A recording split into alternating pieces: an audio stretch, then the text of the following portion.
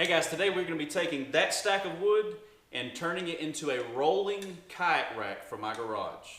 Stick around.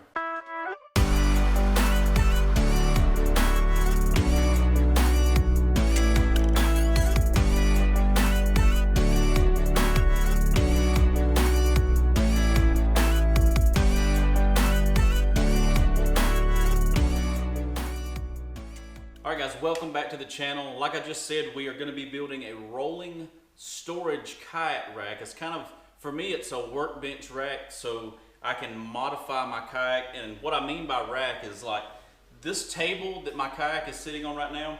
It's the same table that I've been using for a really long time, and it's got some pros, but it's also got some cons. This is just one of those foldable tables you get at Walmart, but this one has telescopic legs, so it's able to go really low and really high, and that's a real good perk of me using this table, and that's why I've used it for so long, because right now it's in its lowest settings, and as you can see, I can reach all the way across it. I can film videos while I'm modifying it. I can install, like I just installed these LED lights all the way around it, and I was able to work on it really well.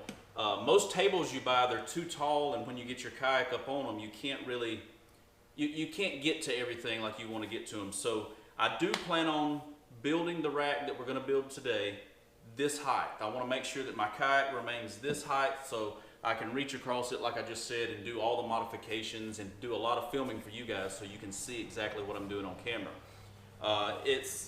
The cons about this table is really short, and that's good and bad for my kayak anyway. It's really short, so I'm able to store my Mirage drive through the hole and the table not be in the way, because the table ends like right here and here. But it's also a bad thing because this kayak it kind of barely sits on this table. You know, you can knock it off really easy. It's not really wide enough to hold it. So what we're going to do is I wrote down a list of everything that I wanted to make sure I kept in mind when I built this rack. I want to make sure it's light. We are only going to be building it out of those 2x4s. We're going to use these casters. These casters are $4 a piece. These are 4-inch casters. I bought 2 swivels, and I got them for Harbor Freight. And the front 2 are going to be in place. Now, a lot of people are going to be like, well, why didn't you put swivels on all 4? And I've done that before, and it's really hard to maneuver around the shop because you can't really steer it. If you stick fixed position wheels on one end and your swivel wheels on the other end, I can maneuver it around the shop really easy. And the main reason I want to put casters on this cart is because it makes loading my kayak into the bed of my truck way easier. I can keep most of my gear on here if I wanted to and roll this straight out the garage and into the back of the truck with no problem. So these are going to come in handy for building this. So that being said, what we're going to do now is I'm going to set the camera up and I'm going to get to work, and we're going to see if we can knock this thing out. Let's do it.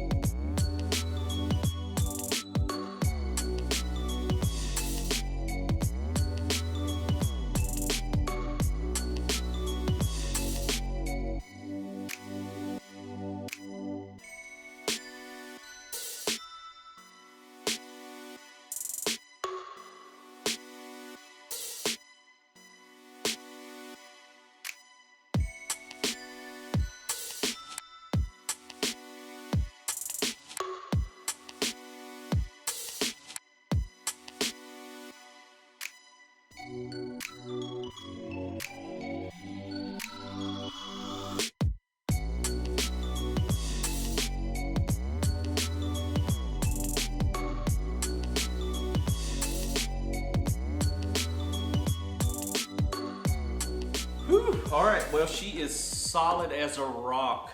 I ended up adding a few extra boards that I didn't plan on. I didn't originally draw these center braces, but I think it really made it solid. As you can see, I did not bolt in the top runners that I carpeted. Now this is just some old carpet I had here from the Tracker bass boat restoration I did when I recarpeted that boat. Had this leftover carpet, and I think it's going to help a lot from when I slide my kayak off the cart and onto the bed of my truck. It'll keep from scratching up the bottom of the kayak. It's solid, like I said. It is heavy. Well, it's not too heavy, and I think I ended up using 1, 2, 3, 4. I think it was 6 2x4s, and then there's very little scrap left over. But like I said, at the end of this video, I'm gonna put everything in a list of the cuts that you need to make to build it and put it together. And yeah, I think it's gonna work really well. I think this is gonna be universal. I think it should work with other kayaks, because I think most of the kayaks, the center line is about 12 inches on center. So now I'm just gonna get somebody to help me put this thing on the cart. Let's see how it does. It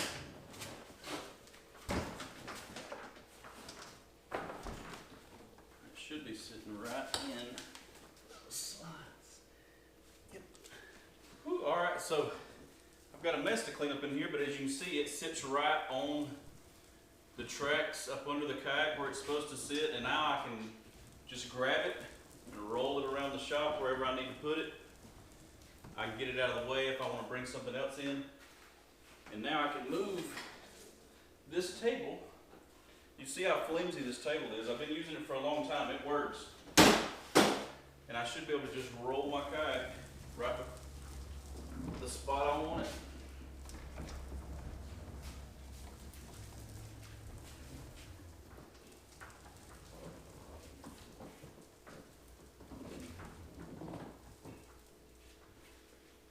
Just like that. I might eventually paint it, but for now I think I'm just going to leave it like that. I'll take you guys off and show you underneath real quick. Alright, here we go. We're under the kayak, and I'll show you real quick a few of the measurements. So this bottom board on both sides, the long ways, this is 5 foot, and the top one that I carpeted here, that is 6 feet long. So we have 6 inches of overhang on each end. Now the way you want to do your rails, the rails that the kayak sits on, these 2 carpet rails, is you never want to hang them on the side. So you don't want the weight being held on by a screw. What you want to do is make sure it is sitting on top of a 2x4. So the way I did this was I made sure these carpeted 2x4s are sitting on top of a 2x4, but then I made sure that I had 2 other ones, and they go up about 2 inches on each side, and they squeeze together. So whenever I put screws in these boards, it squeezes together and it holds these carpet rails right in place, as you can see. And then the bottom is just reverse. The tall one comes all the way down to the main baseboard, and that's where this one sits, and then these 2 are on top. I did this 3 times, so you basically got 1, 2, 3, and then you got your 6-foot runners on the top. I added, these are the extra ones that I added that you've seen me drill the pocket holes into. These were just kind of last minute. It helped square everything up when I was done, and I think it made it really solid after I added these 3 little pieces here. But I think it turned out really good, and I can still put in my Mirage drive. Let me see. Because as you can see, there's no board crossing, and I should still be able to just drop it right in, just like that. Show you the other side. There's a little bit better lighting in here. There it is. And now I should be able to just grab the handle on front of my kayak and wheel it around the shop. That is my kayak storage cart. I think it turned out really well. It's basically about the same height. I feel like it may be an inch taller. Maybe the wheels were a little bit taller than I measured for, but I feel like it's still a great height. You guys can still see in the boat. I can still reach over to the other side, but now I do not have to worry about knocking it off the bench, I mean, this thing's not gonna go anywhere. It's not gonna go off until I decide to pull it off. So that's great. See, the table that I have over there, it was, if I leaned on it too hard, there were several times where I had to grab this kayak and pull it back up. So I'm gonna throw up a list on the screen at the end of this video showing you some measurements, and you can just pause it right there if you want to go and try to build this same exact one. And if you have any questions, if you do decide you want to build this one, just hit me up in the comment section and I'll help you guys out with it. The cost, let's see, it was I believe, I'll have to go back and check. If I'm wrong, I'll put the correct amount of boards up on the screen, but I think I used 6 2x4x8s to do this, and then the 4 casters, and then some 2.5-inch screws. So the boards, let's see, the 2x4x8s are $4 a piece.